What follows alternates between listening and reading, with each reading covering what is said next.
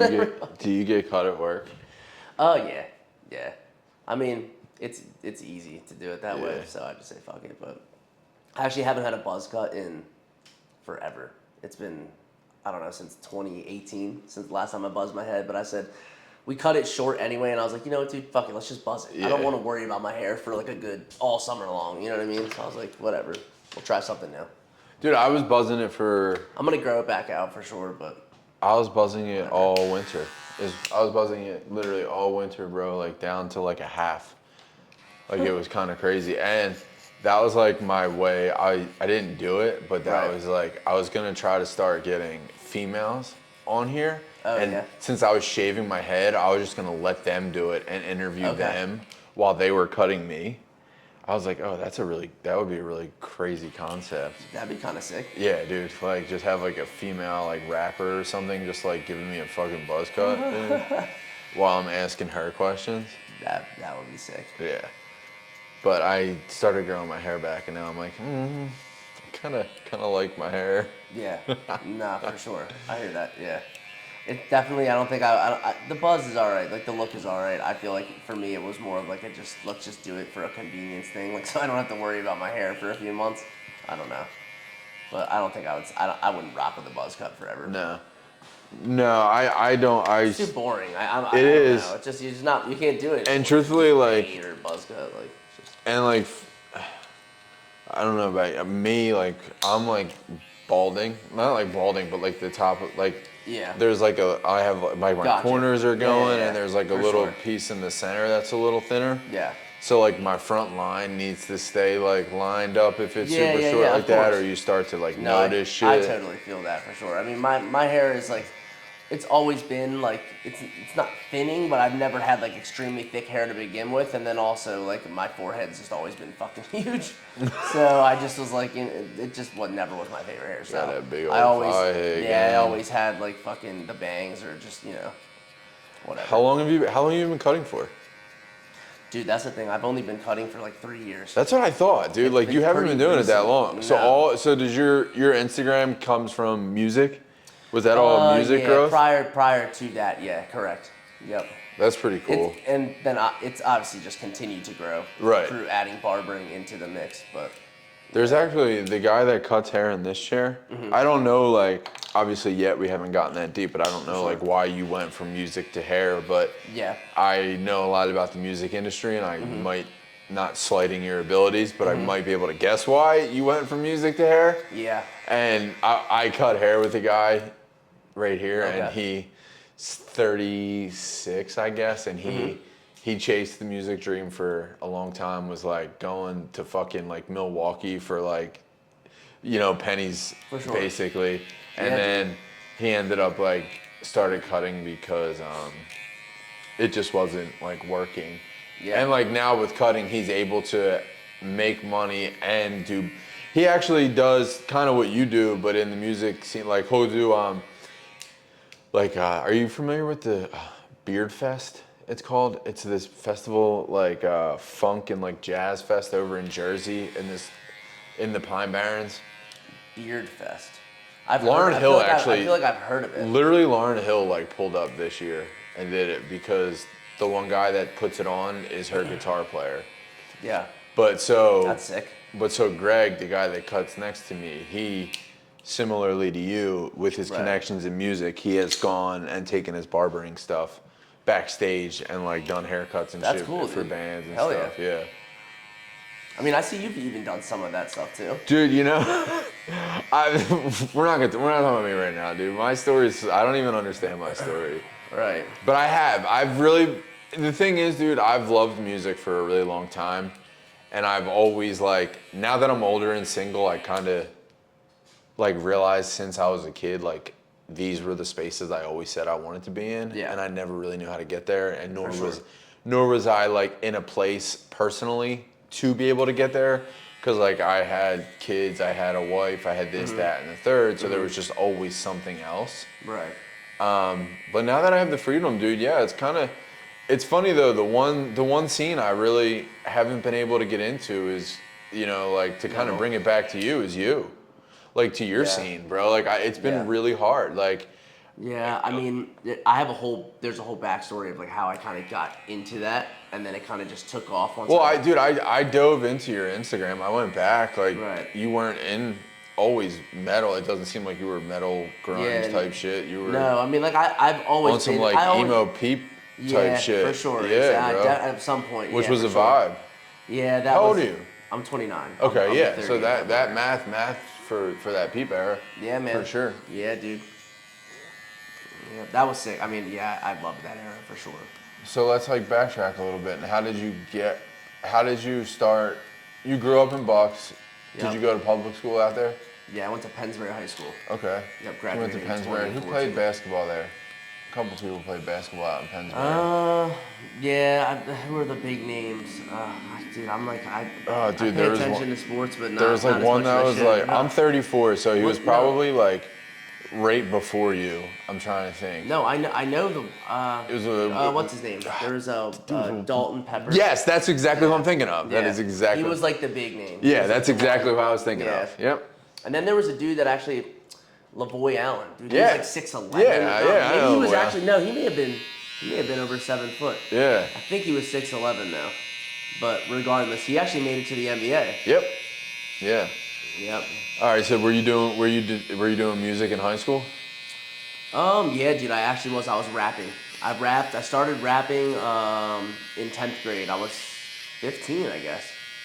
That's when I started taking it seriously. Like, I bought my first little studio setup. Me and my buddy Chris would be in my mom's basement, like, all the time, just cooking up. We'd be Just down there cooking, fucking bro. recording all the time. Yeah, so that's the start of my musical journey, for sure. Yeah, and I've always sang, but I was like, you know what, I'm just gonna give rapping a go, and like it was cool, but at the end of the day, I really wanted to be a singer, so I kind of put the rapping aside and started singing, and I was like, I think this is really my shit. So yeah, I'm a vocalist, and I've been doing that for quite some time. Right. Okay. So let's start with vocalists. Okay. So when you say you wanted to sing, what did you want to sing? Like fucking church? Like what did you want to sing, bro? No, I mean just a lot of R&B stuff. So you're I was saying- really heavily like listening to like Chris Brown and shit at that time. This is when I was like 16, Okay. 17. Okay. So Chris Brown, Neo, Trey Songz, that was definitely like an early influence of mine vocally for sure. So, like, Mario, Oh, like yeah. that time period. Oh yeah. Like so just a lot of R&B stuff, honestly. Yeah, that era was a really crazy. I actually, I was just saying my TikToks. I try to put one of those R&B songs in there, like Yeah. every 3 or 4 posts. Hell 'Cause yeah, that, you got that it, time yeah. period. It really like It's classic. look, R&B is slowly making its way back to that. I see a couple artists like we have Giveon right now, whose voice is Yeah, he's he's great. incredible. Awesome. We have a Yeah. couple artists, but that time period was really special with R&B, bro. That was unbelievable. Like Rihanna was like there was just so many things going on back then. It was sick. Yeah, it was definitely a good starting point. I mean, I feel like learning those type of vocals is cool because then you can implement almost that style of vocal into other genres. So you can kind of do R&B riffs and do runs and stuff in metal. And there's quite a few people who do that now. And I think one of the goats of that shit is Johnny Craig. Yeah. Oh, 100%, bro. 110%. So Dude, I got. he definitely kills that shit. How do you? Obviously, like it takes time. There's backtrack now. Like building your voice to be able to scream like that. Like how? Yeah, Like how do you slowly? Because So- R&B is a whole. Yeah, it's weird. You have to kind of train yourself in obviously different areas if you want to start screaming. The screaming thing is newer for me, so I actually recently started a metalcore project too. Like that's very new, and I'm super stoked about that. We have 2 songs pretty close to finished, and plan on putting out a single at the end of summer, honestly. So pretty soon. But regardless, I started training myself with like the basics of screaming, I should say. I can't do like crazy gutturals and deathcore shit. I mean, I love shit like that, but it's really more of like the fry kind of higher screaming for me as far as metalcore and stuff like that goes. But I kind of just watch videos and just like how you learn how to do R&B runs and shit like that. You got to watch videos and practice and But those similar are thing. Yeah, Doesn't it hurt? no, I Like, mean, for lack of a better way of putting it, at a certain point. if you're doing it the correct way, it shouldn't. That's pretty much the whole thing about it. Like if you're doing it the right way, it shouldn't hurt, and you should be able to like do it for a prolonged period of time. If it hurts and you like do it a couple times, you're like, oh my god, my voice, my throat, whatever, then you're not doing it right. You know, you're straining or you're not using the right vocal cords, whatever it may be. But How do you know? Wait a minute. it's almost like a feeling. Like you have to. I mean, you like You're obviously. talking about how do you know which vocal cord were you like, bro? You have to. Yeah, it's. I mean, You realize how crazy that? Like you have to. No, it you have is. to know It what is. vocal cord you're using. It does Because you sound got crazy. 7 chords, you got to pick that right one because we don't know. So we're like, how do It's you? like your false chords. That's what they call it. It's like you gotta kind of look into it. It's more or less like. See, this is when I need to get like the production crew because then I can be like, yo, pull that up. You know what I'm saying? Right, exactly. Like those real really fucking. get specific into it. Like, yo, pull that up on the thing. Yeah. Like that Rogan shit. Adam 22 or something. Yeah, dude. Yeah. Yeah, man. But yeah, regardless, it's tough and I'm not great at it, but I try and I think I've gotten like okay enough to do it for what it's worth. So fuck it. Are you an Adam 22 fan? You brought him up. I mean, I don't watch his stuff as much anymore. I used to watch it for sure. I think he was. I think he he's used to be good. really I think good. he's good at what he does. I think he used to be really good. Yeah. Yeah, I think he's good at what he does. Like I said, I haven't followed it too much recently, but I remember when he interviewed Franz from Attila, Yeah. and I thought that was pretty cool because that was one of the first times he brought someone from the metal scene on, yeah. honestly. Outside of. He may have done it prior to that, but seldomly. Yeah, not many times. I don't think so. And Franz is somebody that I've looked up to for a long time, dude, and he's fucking dope. I love Attila, and I mean, I've gone to their shows, I've gone to festivals and seen them play, and then full circle moment just a few months ago when I was on their tour bus in Reading and hanging out with them, and then went and did their hair and shit. That was pretty dope. All right, so how did you get from fucking screaming to cutting hair in a barbershop though? Like I mean, the music thing I've just always been doing. So that's slowly been cultivating years and years of time. Really, I picked up barbering in 2023, beginning of 2023, 2022? I forget which year it was. I went to barber school, and it was 10 months, and then I got out, moved to Philly, and I went to Modern Male Barber Academy in Lansdale. Yeah, Nicky. Yep. Yeah, that guy's wild. Man. Yeah, they were good though, man. It was a good school. It was good. Barber school teaches you the basics, and then you get better from there. That's the thing. It was solid. It's basically like it's literally like anything you do, bro. You really don't learn this shit until you get into the barbershop. Exactly. Truthfully. Yeah. You don't understand like just the rhythm of how, and even doing like 10, 12, 15 haircuts, like you don't really get those type of reps in there. So it's definitely a different animal, but. But what made you start cutting and like were you? So I kind of was at a point where the pandemic was in full effect. I was like, dude, I need some money. Music's cool, but we all know how the music scene goes. Right, yeah, like it's hit or miss money wise. I was doing odds and ends jobs that I hated, like on the side, and I was like, dude, I gotta figure something else out here. And at the time, I was actually host. I was the host at Blind Barber in Center City for the nightclub. So like I had been working in a barbershop inadvertently for like months, almost like over a year and a half. I also back in the day did reception at a barbershop. So I've like been around barbers and barbershop culture, and like it had always been a thought in the back of my mind. Maybe I should start cutting hair, but I was like, I might not be like good enough at it. I might not be artistic enough for it. I always like doubted it, so I just never pulled the trigger.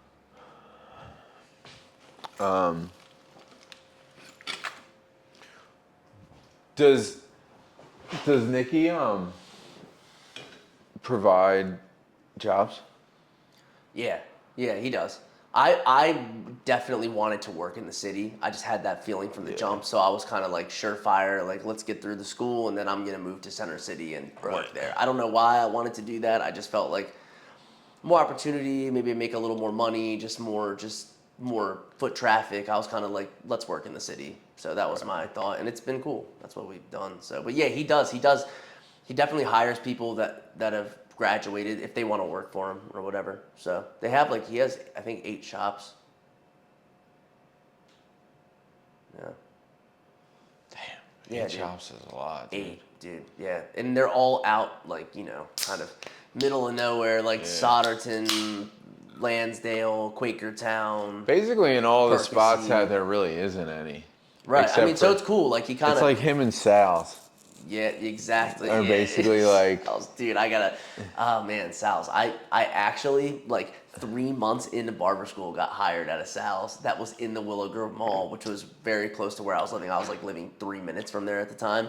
And I was all ahead of myself and was like, fuck it, I need to get in a shop now. I can do this, dude. I'd done a couple haircuts. I was in there and it was so slow. There was no walk-ins. I mean, it was in the corner of a mall. It was dead. So maybe I would go there and sit there for 6 hours and do one haircut, and I'd be like, shit, it's just funny that I mean, the guys that work there are awesome. They're dope, but it was just not that wasn't it. So being in a mall is definitely.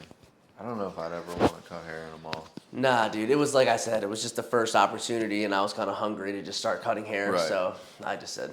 Dude, my journey in the beginning was hard. This shit's hard in the beginning. It's different now. How long have you cut hair? Dude, I've been doing this I graduated high school in 2009, and I started right out of high school. I went to Gene Madeline.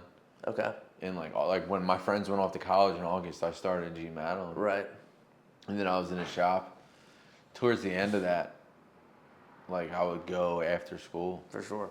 So it's different now to see all this shit on Instagram and how it's all so differently. It's kind of glorified, obviously now, barbering. Yeah. And I think barbering's a great career. It's cool. You can use it in so many different ways. You can network. It's not just about the cutting hair portion of it. I mean, you can make it all about the cutting hair portion of it. I really just love the fact that you can meet people through it and network and talk to people and have conversations like what we're doing now. I think this is sick. So it's deeper than just picking up the clippers. Bro, it's how do you think any of the opportunities, all the stuff that I've done, it's all because I've talked to people in the barbershop. None of that shit was right. I can't think of any other way I would have got Yeah, I feel it's a combination for me. I've gotten opportunities that way, and also through social media, and then meeting just people outside of barbering through social media, and just it flourishes from there. But that's honestly how I got into doing hair for bands. So around this time last year, I met Louie, who's the lead guitarist for Skylight Drive, and he lives here in Philly. Really? Yeah. So he's a newer member. He's been in the band I think for 3 years or so. But regardless, dude's fucking awesome. Took me in and was like, dude, let's get you back in the scene. Dude. Kind of we networked. He told me, follow this person. This is my homie. And I was like, all right, cool. And then we started getting some mutual people. And then I was like, you know what? Fuck it. I'm going to reach out to these people because they're all in bands and just be like, yo, I see you guys are coming through Philly. Let's get some haircuts done. And everyone was really receptive, dude. They were like, oh, you're cool with Louie? Hell yeah, dude. We'll have you out to the show, do hair. And dude, it just snowballed from there. And I've just kind of gone crazy with it. It's been sick. Dude, literally. Yeah. It is. And you it's never cool. know. And it's cool that because you had a base and you already had legs in that space. Exactly. So yeah. Right. Going into it wasn't even it was any you kind of just blended right back in. Exactly. And now it's you don't want to. It's weird because you don't you don't want to seem like you're using your clippers to get into these spaces, but it's yeah, no, I don't want people to think that either. Yeah, because there's this fine line. I love music regardless. I'll go to shows all the time. I mean, before I ever went and did hair at shows, I was going to shows all the time anyway. Yeah. Just being at shows and enjoying live music, that's my shit. But being able to get it from a different perspective and be in the green room and talk to these guys and see how the whole thing unfolds, and from loading in the sound check to VIPs to I get to see all that kind of go down. I mean, regardless, maybe not all of it because I'm in the back cutting hair or whatever, but I see portions of everything, and these guys are working their asses off, dude. They're working hard. They don't get it. It's not just like all fun and games, like we're all just sitting in the green room fucking drinking and laughing. That tour life is... Maybe that's like a small little glimpse of it, but bro, it's a lot of work. And then show's over at fucking 10, 11, it's time to get all the gear loaded back into these trailers, and like they don't got people helping them. Maybe there's a couple stage hands or something that work for the venue, but it's these bands, bro. They're fucking they're putting in the work. So when people say like it's just all fucking easy and shit, hell no, bro. That shit is fucking, I've seen it multiple times. That tour life is like that tour life gets glorified. Yeah. It's cool, but like you got to be ready for that. It's a lifestyle. Like if you're a routine person and you wake up every morning, you go to the gym, you have a strict morning regimen and like a daily regimen. Tour life is hard. 100%. It's definitely hard to get used to, but if you're ready to adjust to that lifestyle, and it's like just kind of being sporadic and just going from city to city and not having much. If you have that option, it's like why not? Hell yeah, dude. I mean, like, I would love to have that option, honestly, at some point. Like I said, I started a band recently, so I'm hoping, like, dude, it eventually becomes something where we can do something like that. What if you did this? Hear me out here. And obviously, you already thought of this, but like, what if you did this, dude? Like, you got your own band, right? Yeah. So this big band, I don't know. I'm just spitballing a big band. I don't even know. Just any big band goes on tour, and they're like, yo, come open for us and cut our hair. And like you just like pack your shit and you're doubling down. That's fire. I mean, dude, that's how I'm trying to go with the clippers and the camera. Yeah, that's a lot of work, but at the same time, like it's worth every second of it. And I would love to do that. That'd be cool. Yeah. I mean, fuck it, man.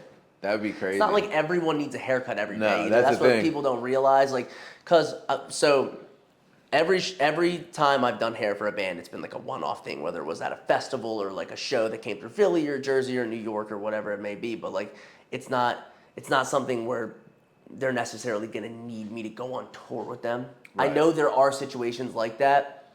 Every situation is different, but for the most part, these guys are getting their haircut once every couple weeks. Unless, I feel like the hip hop genre.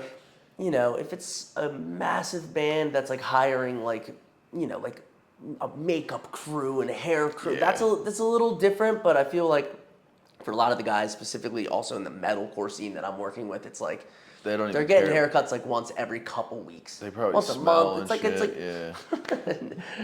dude. They probably stink, dude. A little bit. Just kidding, guys. They probably smell like a tour bus. Yeah. Yeah, Planet Fitness locker room. Yeah. Got to get your showers in at the Planet Fitness, man. Dude, I have some friends that were just on tour with Key Glock.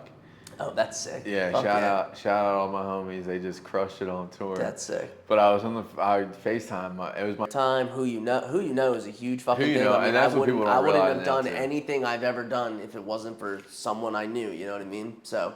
People don't realize that. Oh, some people. I think people are. And then some people are like, "Oh, you just were handed it, or you knew these people your whole life." Or no, dude. Like I mean, not at all. Like I had to go out of my way to meet these fucking people, whether it was through social media or reaching out to someone for the first time. Like I had to grab Light by the balls and be like, I'm gonna reach out to them. Like you can't wait for shit to come to you. Like yeah, that's one thing about all of this, man. It's crazy.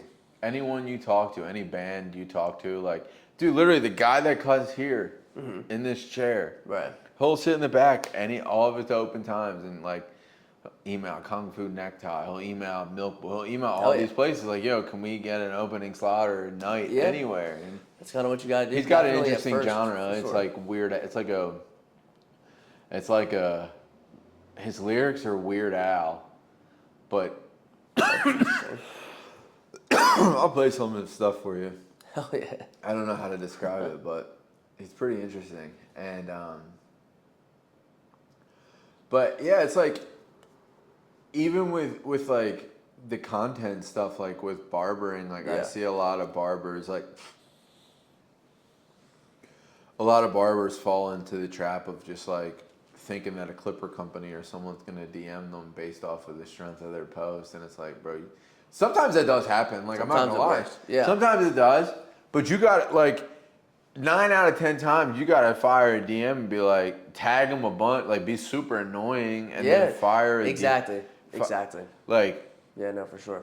I literally talked to a guy the other day who's like big on social media. Okay. And he's also older than me. He's like 40. Is he a barber? No. Okay. He is a grill guy. Grill. He does grilling, he does meats, and he did some stuff he literally cooked for like the Eagles and stuff. That word? But I cut him and interviewed That's him dope. last week. Hell yeah. And he's got like, his TikTok has like 4 million, bro. Damn. Yeah. His Instagram has like 350,000, and his YouTube has like 900 and something thousand. Damn. And he even said to me, he was DMing someone trying to like do a collab or something with him, and he was like, dude, I felt like I was like someone's ex-girlfriend. Like, I forget the way he worded it. Right. But it made me feel like because like there are times where I'll DM brands or DM like people that, like, dude, the Wonder Years, for instance. Like, I'm not gonna lie, bro. I'm a huge fan of the Wonder Years band. yeah. And they're local. They're all still local, most of them. Yeah. Bro, I have been in their DMs like a sad, sorry ex-girlfriend. Yeah. For months, trying to get them in this chair, in one of these chairs. Yeah. You know, and eventually, I'm sure it'll work. But like, you gotta reach the point of like almost annoyance. Yeah, you gotta admit that and just be like that is what it is. I did the same thing with I've had bands that I've reached out to about haircuts and they read it and didn't reply or whatever, and some of them are huge and they're just busy or whatever. Like, I don't ever take it to heart, but like, That's the other thing too. You gotta do it.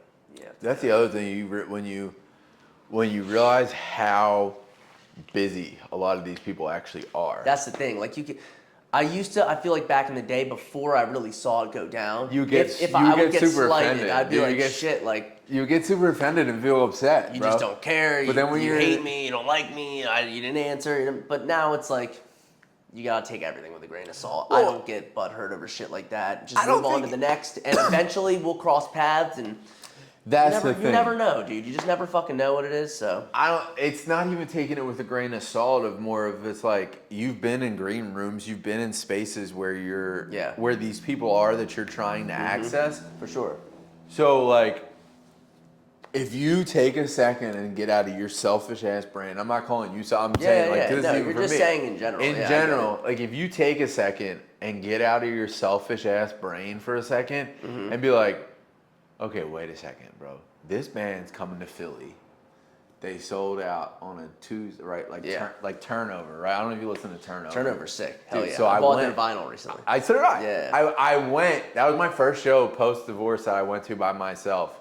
And it was like, it changed my whole perspective on life, actually. It was crazy. Really? That's sick. But so, I missed that. I'm sick. dude, it was. I wanted to see that really bad. Dude, they And did then the whole. I don't know what I was doing. They but I did the missed it. whole fucking album, bro, just straight I through, know. all Fuck. peripheral vision, Yeah, just peripheral straight vision. through. Yeah, dude. that's the vinyl I bought, dude. Yeah. It's such a good album. It's so good. Unreal. I mean, it's fucking. And dude, they sold out the Fillmore on a Wednesday. Oh, yeah. Okay, so it's like, okay, so now slow that back, dissect that for a second, right? Yeah. They sold out the Fillmore on a Tuesday or a Wednesday in like, I think it was like May or June, right? Mm-hmm. So it's like, okay, I couldn't have been the only person trying to hit them up to be like, yo, you know what I mean? Like, Yeah, no. So it's like, if you take a second and realize, No way. Yeah.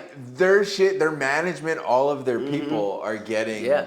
And I've even done that with festivals where like I reach out to, I'll be like, oh, I have this crazy idea. I should email the festival about being a barber. And then like I'm there and say I have like a one-off haircut with somebody from some band or whatever the case may be. And then I'm walking around and I see like, oh shit, they have like a whole barber station There's set like- up in the there's like artist lounge. 7 other or barbers, wherever, like- whatever yeah. it may be. It's like, okay, so there other barbers exist. Never mind. Right, dude, literally. You know what I mean? So it's like, not that I don't know that. It's just like you No, have but to, I like get you it. said, take yourself out of the selfishness, or not even selfishness, just the perspective of like there's other people doing this shit, and like it is what it is. Like, and as we're sitting here talking about yeah. this, I'm formulating another thought where it's like, it's not bad that you're in that selfish state of mind, because if you don't have that mindset, you're not even going to get into those spaces. Yeah, you got to be driven and you got to be consistent. Because if you like go to email someone and you're like, oh, they're never going to see this. You're never going to fucking get anywhere. Yeah, true. Dude. Exactly, man. So you got to just. So the first band that I reached out to do hair for, and it worked, it was Catch Your Breath. Keenan, who's their bassist, was following me on Instagram, so I was like, took it upon myself to just be like, fuck it, I'm gonna. You already know it's gonna pop up because he follows them. you. They were coming through the Electric Factory. This was around maybe September of last year. They came through the Electric Factory with Dayseeker. Dayseeker is like one of my favorite bands, so I was just stoked at the fact that like, they were Dayseeker. I love Catch Your Breath too, but I was like, the whole thing was super cool. And so I DM'd Keenan, and he was like, hell yeah, dude, we'd love to have you. So that's what we did. Went to the Electric Factory, did hair for all of them, fucking hung out, saw the show. Was like, dude, it was an awesome experience. And I was like, I loved that. I loved meeting these people. I loved talking about music. I just loved the whole experience. So I just kept doing hair for bands. Just kept kind of repeating the same process.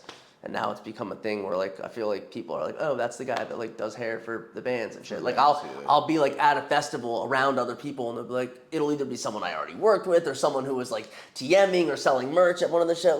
So it's like this huge network of people you're building based off of putting yourself in that position, you know. And I think that's just fucking awesome. I love meeting people that have a common interest. That's what it's about. I'm not like, oh, they're like famous or a celebrity or like, I don't give a fuck about that, bro. I want to be in a space where people love what I love, which is music and fucking just music. Dude. I don't even want to sound cocky, and I feel like this will probably come off as cocky, but it's like sometimes I go through my camera roll and like there are periods when you're in this space where it's like, shit is going and you're like on a roll and you're going so fast you forget the stuff you do. Yeah. And like I'll go back in my camera roll and like forget that I like, oh, I shot Offset performance like you know what I mean? Like that was something I came across on my phone recently, like Offset Glock opened for Offset like at Temple like 2 years ago or last year. And I was on stage shooting Offset, and I like kind of forgot because it was just so many other things in my life, and then like that popped up, and I'm like, oh, wait a minute. Yeah, I did that. Yeah, man. Do you feel like it's hard? So like you work full time at the barbershop, correct? I do, yeah. Now, do you feel like after things like Warped Tour and after doing like cool ass shit like that, do you have a hard time just going back to real coming life back and just like to the barbershop and just being like? I feel like it definitely is a change of pace. Like it switches shit up for sure. You got to like reacclimate and get back into the groove for a second. But it's not the end of the world. No, it's not the end of the world. It's just an adjustment for sure. Because you're like living this crazy high. Like you're like up weird hours. Like you're doing all this weird. Yeah, I mean I'm up fucking weird hours anyway, dude. I'm like borderline insomniac. I sleep, but like I don't go to bed till pretty late, man. It's been like that. I'm like I'm a night owl, like through and fucking through, man. Like I wish I could like even if I come home from work, whether it be 6 or 8 or whatever, however late I work, and then I go to the gym till like 10 or whatever, and come home, like I wish I could just like lay down and go right to sleep. But dude, I'm still up on my phone. I play video game, or I'll just be talking or whatever the fuck it may be, and it just goes on and on and on, and the next thing you know, it's like, holy shit, it's 2 or 3 a.m. I got work again at 10. What the fuck am I doing? But that's me, bro, and it sucks, but I'm just up late. Do you do a lot of your clients? I guess since you work in Center City, find, I guess it's is it a lot of walking traffic, or what is the shop that I work at, this is the catch, we're walk-ins only. Whoa! Yeah, it blew his mind, yeah. Hold the phone here. It's 2025, and you guys are walk-ins only. No appointments. How many haircuts are you doing a day? I would say my average is 10 at this point. Okay. So you're not, I'm not slight. I just like. That's my average. So I have days where I do 15, I have days where I do 7, but my average is 10. And obviously, like I'm a newer barber per se. Like I mean, I've only, including my time in barber school. It's not bad. It's not a bad thing. It's like 2 years and Right. 7 months or something. Like it's not. So realistically, I've only been at that shop for a year and a half. Like it works, and it worked at first really well because it gave me reps and it gave me the opportunity to cut everyone and anyone. Yeah. Because a lot of the people that go there, I mean, we have a shop, 2 shops in Rittenhouse, 1 in Old City. So the people that go there are like, they know it's walk-ins. They know that everyone does a decent job. They know that like they can just walk in at any time. So it allowed a lot of people to get in my chair quickly. Yeah. And I built a book off of that. I have people Oh. that write in now that just write my name. Dude, they'll wait for an hour and a half. I'm like, damn. Like, I wish I could get them right. Well, appointments. that's going to be at some point if you get too busy. Yeah. Well, That's going to be. I have plans for next year though. That's going to be So because when I first started cutting, and now this is, kind of the change of generations. Like I was at a walk-ins only shop too. Yeah. And there was 4 barbers, and like we were doing like 15 to 17 to 21 haircuts a day. Like it was like it's crazy. It was really crazy. What were you doing? 8-hour days? Like 9 to like I mean I was there, but also too like you're not cutting great hair. You're cutting fast hair. Yeah, that's the thing with this. You can kind of you can take your time though. If it technically, I mean, I would say my average even now, like it doesn't matter what it is, 30 minutes. I mean, I do some in 20 minutes. Some even like if it's a 2 on the side and a 1/2 inch off the top, it's like sometimes I gotta make shit up to do to make it last longer. Because I'm like, but also we're full service, so we have to wash everyone's hair and straight razor on everyone's neck. Bro, are you kidding me? No, honestly, I actually don't mind it. I've gotten to a place where I feel like washing. I wouldn't mind. I wash the hair midway through, and I feel like it actually makes the haircut easier. It washes all that loose hair out of there from the fade or whatever, and it kind of like resets it. I don't even have to use a spray bottle. I just use scissors on top and then fucking blend everything. And I feel like I have a method with it now to where like I enjoy washing the person's hair. As crazy as it may sound. Truthfully, to be fair, I don't think I'd mind any of that. Yeah. If they're like doing all that when it's a walk-ins only shop makes me anxious. That gives me anxiety. Yeah. Because I'm used to when I get what you're saying. When I tell you that shop, and I'm sure a lot of other barbers, if you're watching this at some point, no one really watches this shit yet anyway. So it's like, but never know, man. I know, right? This will be the one. This will be the one. It's like, but holy shit, 5 million views. What the fuck? But it's like a lot, like, dude, like back when I like came up, there was 4 of us cutting hair, bro. Yeah. And there would be like, I don't know, 5, 6, 7, 8 waiting chairs. Yeah.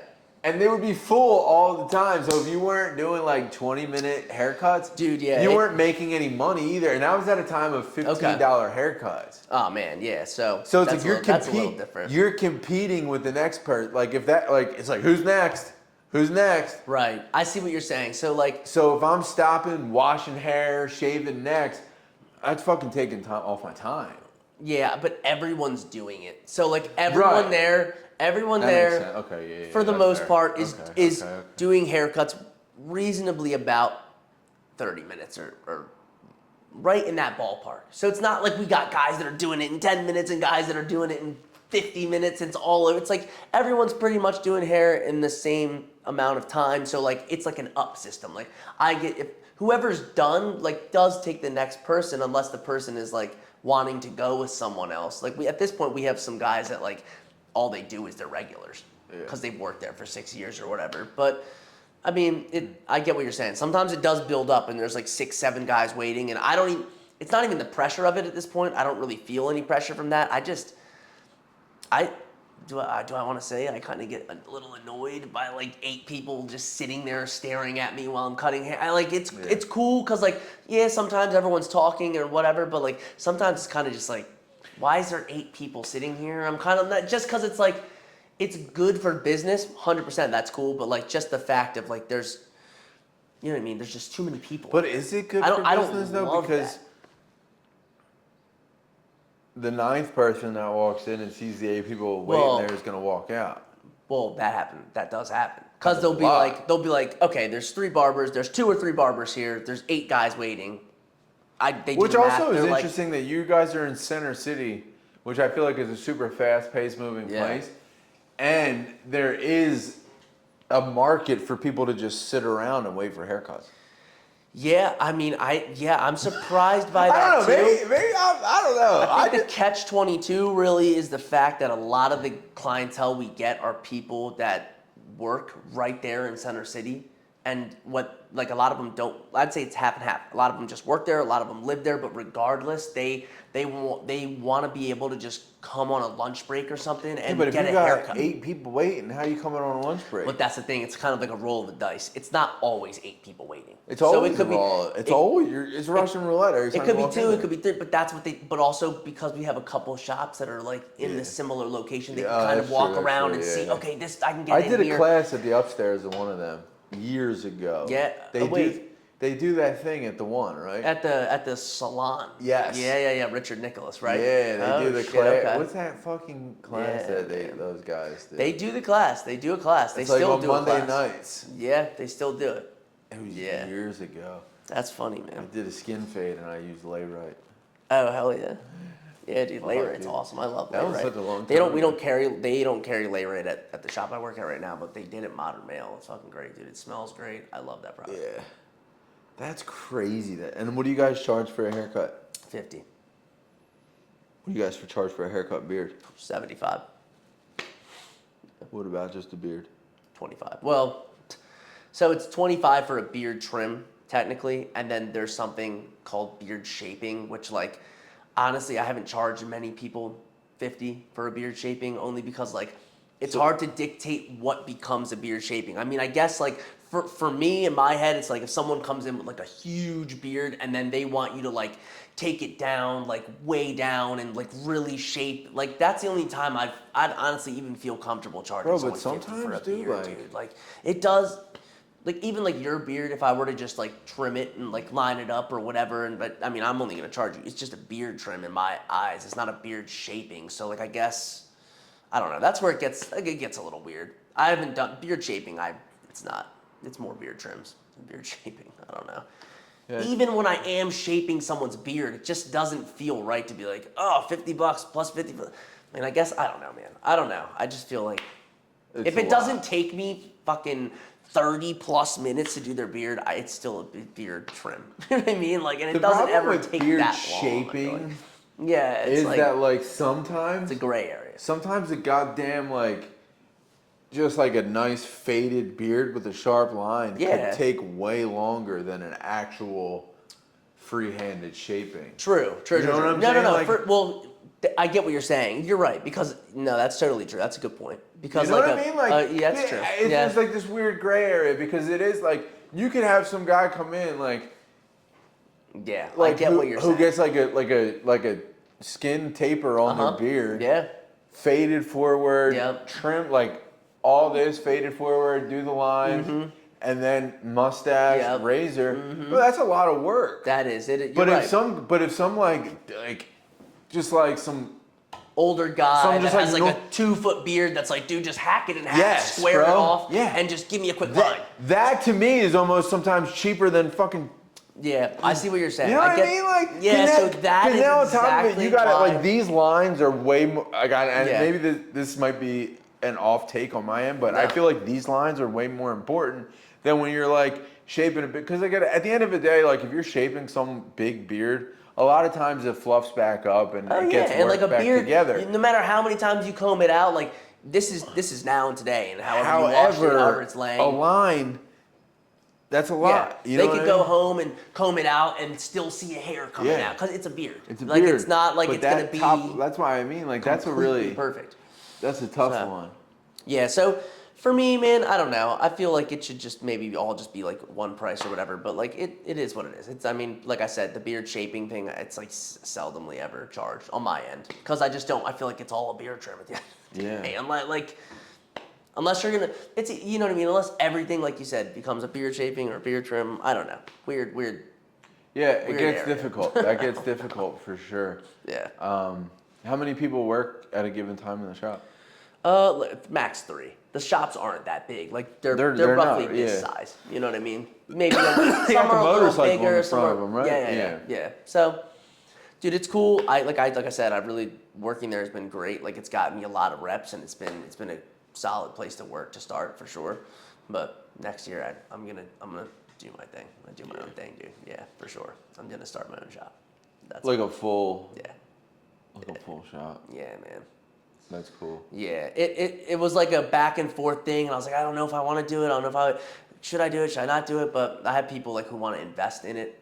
Number one, which helps. That's exciting. That's really exciting. That really helps. Number two, dude, just doing my own thing, like being able to be in a space that's like mine. I can decorate it how I want it. I can do it exactly how I want it. I can do whatever the fuck I want because it's my shit. Like that. That's where I want to be and what I want to get to. And I feel like even though I've only been doing this like for a couple years, I feel like I have the opportunity to, like, why Yeah, not, I don't know bro? why you wouldn't. Yeah. Like, it would just make Yeah. your life a lot easier. Yeah. It's a lot of work. Like starting any business is gonna be a fucking Yeah. it's a lot of work. The hard but part's gonna be finding barbers that you want to like, or if I you're have a not couple there, guys who like want to that you could like that I'm trust gonna to work. bring on. Yeah, for sure. But regardless, and I'd probably only do 4 chairs. I don't think I would do any more than 4 chairs. Yeah. So it wouldn't be like a 10 chair thing. I'm not doing that.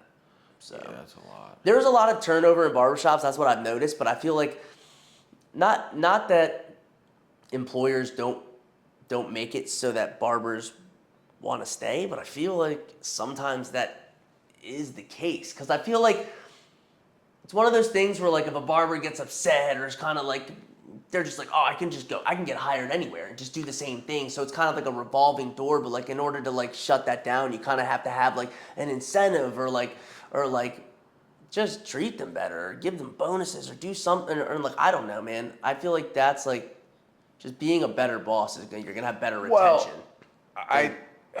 And maybe this is why I've never done well working in commission-based shops because I'm just my own fucking manic nut. But I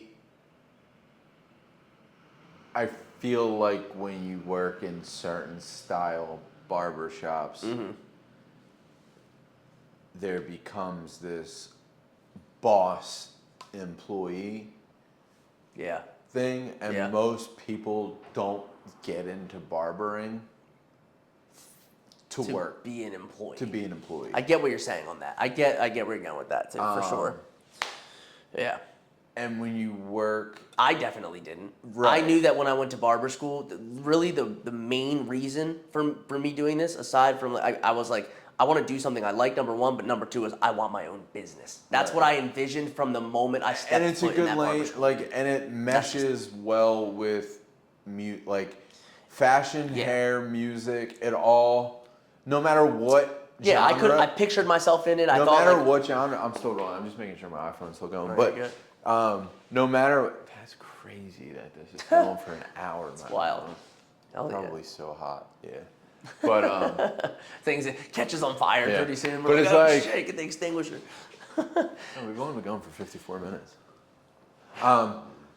But yeah, most people don't get into barbering, and in my experience, this is all based off of my experience. Yeah, not for sure, dude. every employer.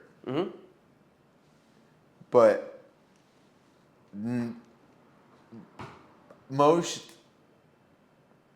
shops that give you a percentage versus booth rent treat you differently, right? When you get on in a commission-based shop, it's, again, my experiences. Right. It's, you don't technically work for me, you're your own this, you do that, you can take off just this, that, and the third. But when you start to do stuff like that and act as your own entity, they get annoyed because you're doing stuff, but I get it. But you're like a 1099, so it's like they can't technically. No, I get. You know, it's like, I don't know. It's weird. There's weird gray areas with shops, and I think the basic thing is just treating everyone as an equal if you own a shop, right? It's like For sure. and like you can't For sure. you can't get mad if your barbers have side quests, right? Like No. if your barbers have side quests, and this is another thing. Yeah. I've worked in commission-based shops where you follow me. I clearly have tons of side quests, bro. Yeah. So it's like Yeah. For sure. my side quest when you're in a commission-based shop. Yeah. Take you out of the barber shop. For sure. Well, I can directly relate to this. What you're saying. So, everything about it. So I'll touch on that. But. So now the owner is like petty against your side quest because they're losing money. Yeah. Based off of you not being there and your commission isn't coming in, but you're still doing stuff on the outside. I totally get that because that's like a lot of what I do. So, I know. So it's, yeah, so it's kind of crazy. It's like, honestly, my boss has been really cool about it. Like he's been, and usually I'll know when I have like something I got to go do on the outside barber wise. So like I'll put my days in or whatever. But even when it's come down to like last minute kind of stuff, he's been like really cool about it, which I'm thankful for. See, that's where even though, like, you get me fucked up. Is even like, if he having doesn't to, like, love it, which I'm sure he's not like fond of me, you know, with a couple days notice, like, shit, I got this gig I got to do. Like, can we try to work someone in or find someone to replace me that day? And even if they don't, they're like, whatever. And I'd go do it. And like, I don't get fired or whatever it may be. But it's like, at least he's been really cool about that type of shit. I feel like there's a lot of people who would have zero tolerance for it. You know what I mean? Like you'd go and do it a couple times and they'd be like, man, you gotta be here this many days a week and making me this amount of money or I gotta let you go. Like, but like you said, those kind of expectations, that's not realistic. Right. Also, if you want to have a shop full of barbers who are like-minded and want to actually hustle and do shit on the outside and like have a social media presence and some type of persona or do whatever, a YouTube channel, a podcast, whatever the fuck it may be, you have to understand that they're not going to be there at that shop every 100%. breaking minute. Like if you even get 30 hours a week from them, that's pretty good. You know, I don't know that. I mean, I'm at Nick Brooming 40 hours a week at least. So, but I'm just saying, like, there's gotta be some type of leniency and like, you can't expect them to be there 60 hours a week, fucking working 7 p.m. to 10 p.m. I mean, 7 a.m. to 10 p.m. It's just not, you know what I mean? Like, just be real with it. Like, I get agree. it. You need the money. If you're a boss, I mean, you need the money to run the shit, but also like.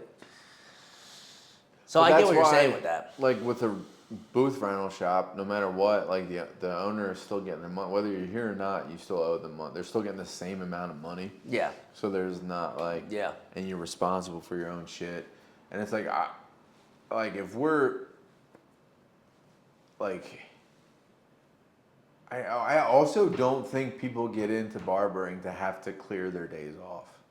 Like with a boss, right? Like people like I feel like barbering. Like, I don't know the perspective of the booth rental because I've never worked in that scenario. Dude, I did it years and years and years ago, but it was just far from my house and it didn't make sense. Okay. It just wasn't working. But Yeah.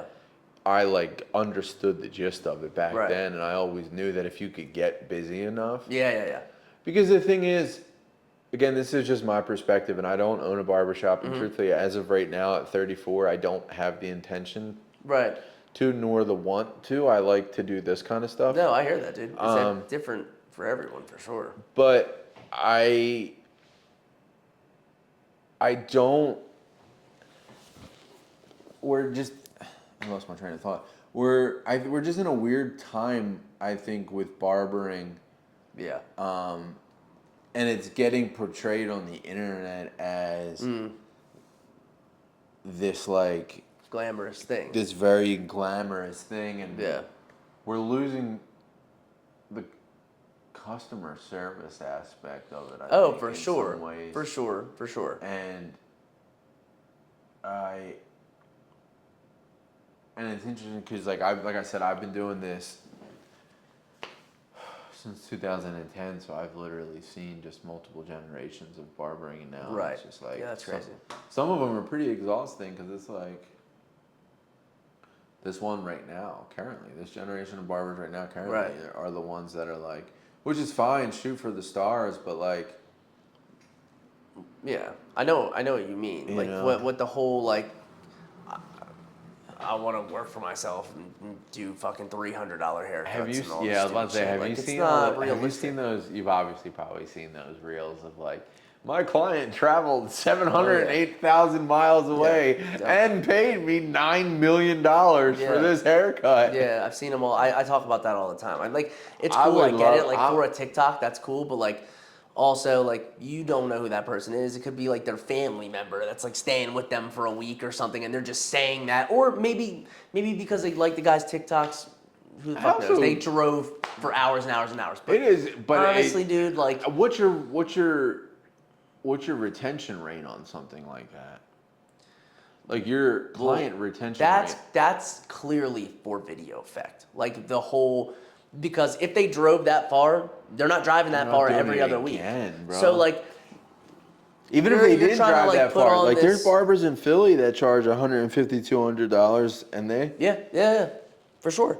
but like, Yeah, like it's possible to charge those prices if you have the demand, if you have the popularity, if you have the clientele, if you whatever. Like I'm not saying that's not possible, but like people I think get this misconception from those kind of posts That like everything is people like are gonna just start traveling from nowhere when they post one TikTok or they're gonna be able to in a year charge $400 a haircut. Like That's it the problem just with the does internet, not bro. work. It's not a thing.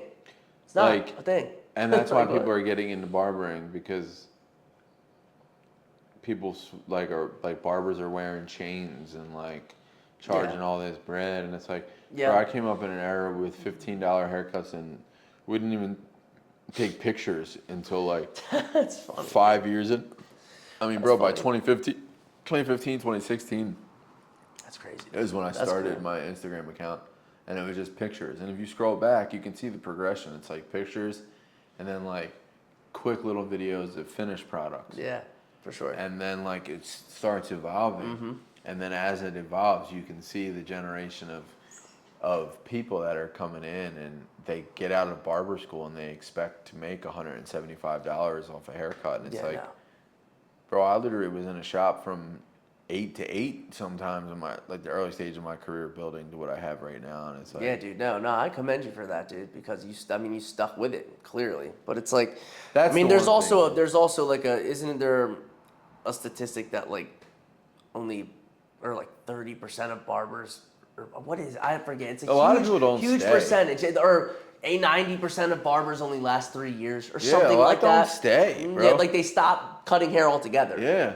Like Oh, I don't know, and I don't know Why why. is that? And I I don't guess know. You know, weren't confident enough, didn't have the skill, didn't care, didn't try to build a book. I think it's the building the there's book. so much. Because to touch on what we were saying, Yeah. like building a book in reality, like if you work at a walk-in shop, it was a lot easier to build a book back in Yeah. like the mid 2000s, because no one had to know you. They would just come in the shop and you'd be like, all right, who's up? Yep. Who's up?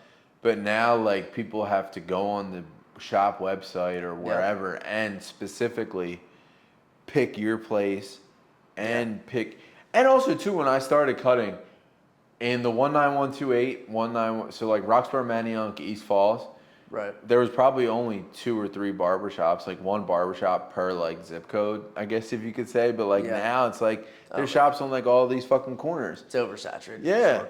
So it was at one point like it was easy to. I don't want to say it was easy to build. You had to be at the shop though. Like Yeah. if you were at the shop, it was easy to build a book. Yeah. Yeah.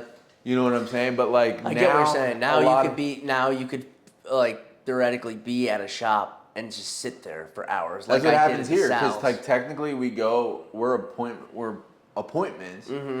So like if we have openings, most of the time we'll end up just like leaving because Yeah, it's like no. no one really is coming by. Like it's, you feel what I'm saying? It's No, like I get that so it's tough, but for sure.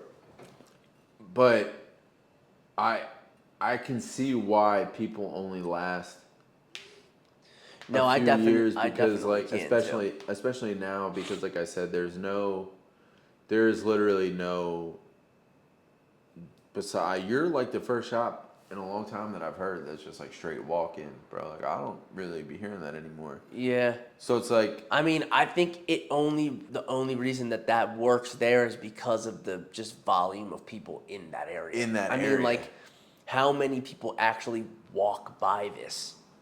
This time it can get. I'm sure it can get busy out here. This time of year, after work hours, people are walking their dogs. This, that, and the third. Yeah, like, yeah. It's a young professional town. Yeah. But like, it's not like if it was on Main Street in Manayunk. Yeah. Walk-ins would probably be a thing. More prevalent. But I don't know. I don't know. I don't really. Yeah, there's so many people that are like working and leaving work and going to work and walking past on a break or going to get lunch or going to get maybe I should stop for a haircut. There's like a million reasons. You guys are in a really good spot for walk-ins. Yeah, exactly. So I feel like that's why that works there. But like any kind of smaller town kind of thing, like you're not probably, and like you said, in today's day and age, you're not just going to do strictly walk-ins. No, and a lot of people, even like as a client, like.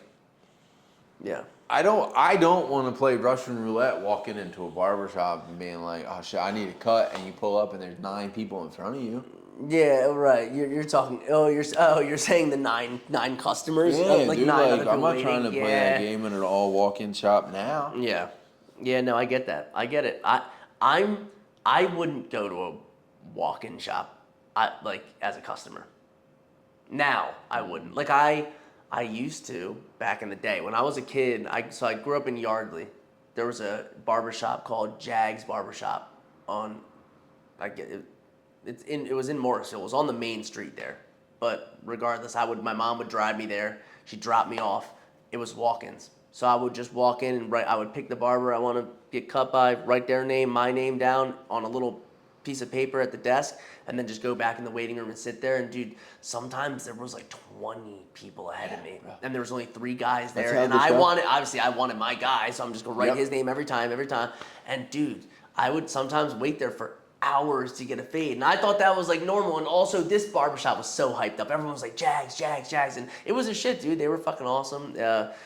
It would just be like waiting forever. I did that. And I mean, as a kid, like, what else do you got to do, really? Well, but, that was what was cool.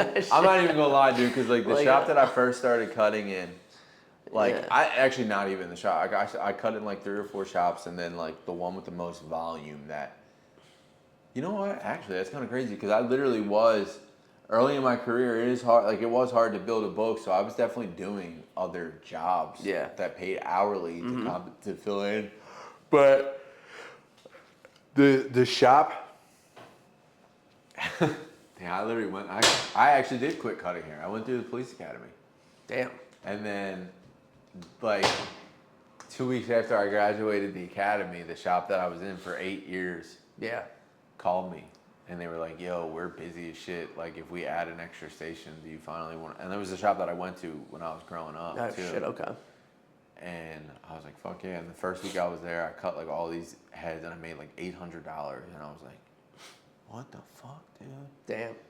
And that's what, like, kept me in with that volume. That's cool, yeah.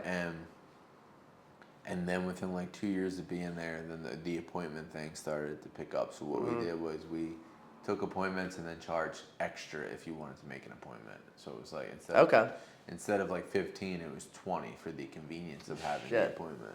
Okay. And then it eventually just snowballed. But I don't know.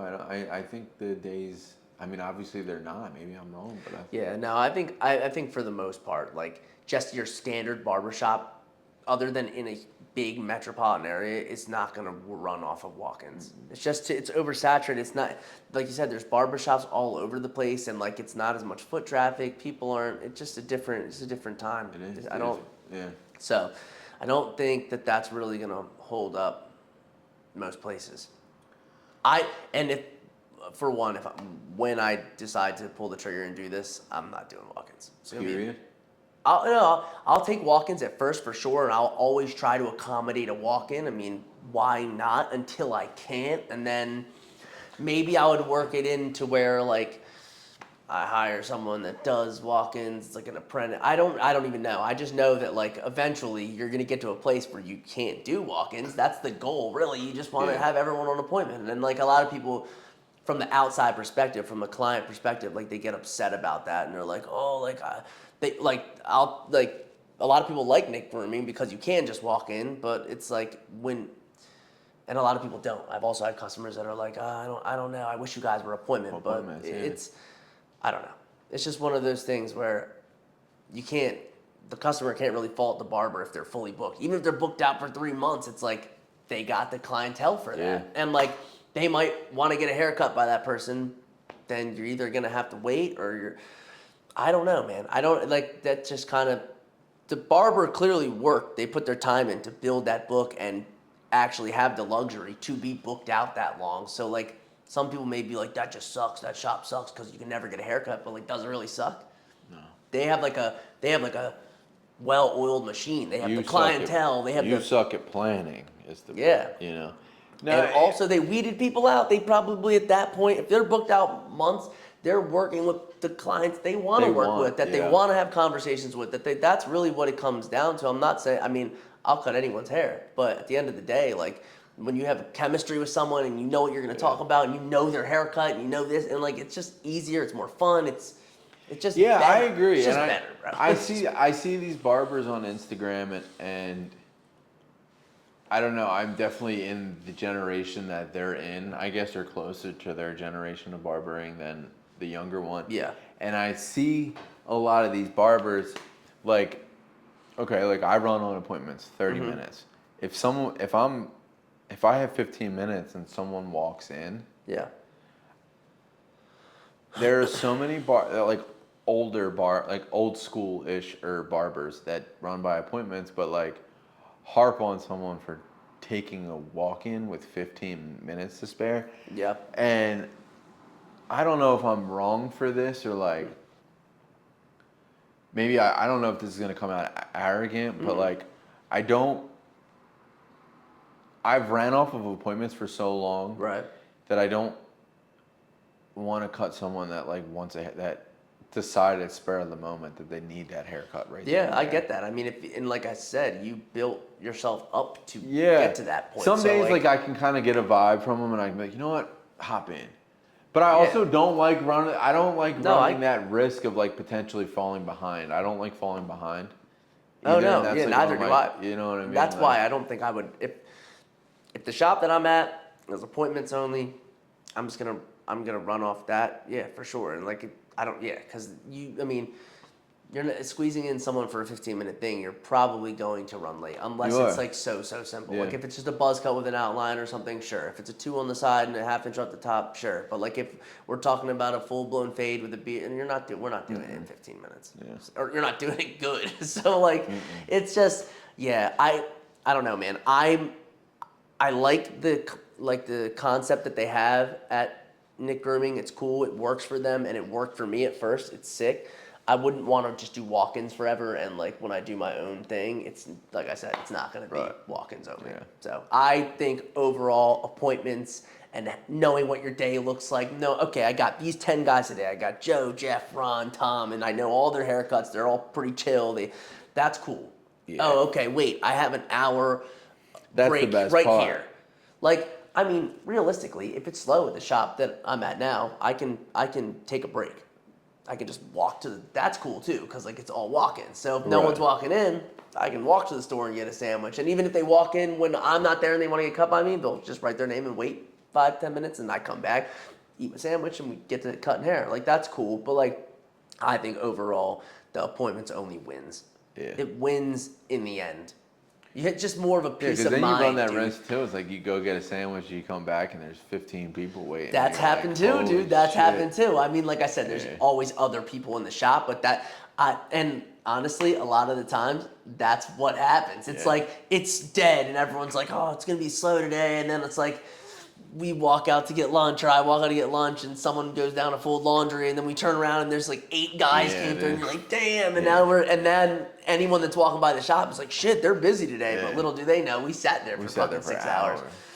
So that's happened, dude. It's happened. It's funny. It's just funny how it works, but I think the appointments is king in the end. And now, just to kind of round this off and wrap it up, Yeah. what since you're fresh out of barber school and you've not like fresh, but you're fresh pretty enough, fresh. what are some things that you would say to people who are getting into the industry now, like some quick advice? Honestly, I think it's like a hustle hard mentality Yeah. in this industry overall, and I think if you want to be a barber, you need to be all in or don't do it. That's my opinion on it. Like, if you want to go on side quests and do hair, and you see yourself doing shit like that, like doing hair for famous people or bands or whatever it may be, you see yourself starting your own shop, you see yourself being busy and being a go-getter and fucking knocking on doors and being like, yo, I work at this shop, come fucking get a haircut from me, and telling everyone about, like, seeing yourself doing stuff on social media. I feel like those things are important, even though it's like that kind of new era barber shit. I still feel like that's like what it is. And if you just think you're gonna go out of barber school and just like go work at like a shop that's doing like $20 cuts, but you're not really promoting it and you're kind of just sitting around and like, I feel like those are gonna be the people that fizzle out pretty fast and they join the statistic. You know what I mean? Of only doing it for 3 years, because that's just the kind of industry it is, especially now. Yeah. You gotta be like balls to the wall, fucking hustling. And making the shit happen. Like putting yourself out there. If you don't, someone else is out there editing content right now. Exactly. That's gonna get out there. And you have to be likable too. You have to want to talk to people. You have to want to have conversations, and then that's also how you're gonna network. Like, if you're not saying anything to your client, you don't get to know them or whatever. If you're working walk-ins, then you're not gonna. That guy could be the key to what you want to do, but if you don't open your mouth, they're just gonna be like, "Fuck it, I'll get the haircut and just walk out." If you talk to him and you're like, "Yo, what do you do?" or this, and he's gonna be like, "Oh, I own a fucking restaurant down the street," and then that might spiral into, "Oh, but there's also a venue upstairs, so your band can perform up there," and blah blah blah. And like 9 out of 10 times, those people are the least expected. Yeah. Like, you're just like in a mood. They're like that person's running late. They're a new client, and you're all like, "Meh." But you gotta put it on, and when you put it on, they literally are someone who, like, not saying that they're gonna like instantly push you in a place, but it's like, I don't know, say, like, I find this happens to me. It's like, if I'm thinking like, not like I need something, but like I want to do something, a new client will pop up in my chair, and it's like, "Oh, I do this," and it's like, "Wait a minute, you do what?" And it's like, you just like, but you gotta like think, and you gotta talk and just be personable. But but that's good, man. I think that's what it is, though. If you want to be a barber in today's day and age, you gotta just go for it, and don't be afraid to put yourself out there, like even if it's cringe. Yeah, to the put it to the masses. First degree. No, put it to the masses. Yeah, man. It's hell yeah. Hell yeah, dude. Appreciate you coming in, bro. Yeah, appreciate you. Thank you for having me, dude. Fuck yeah. Hell yeah.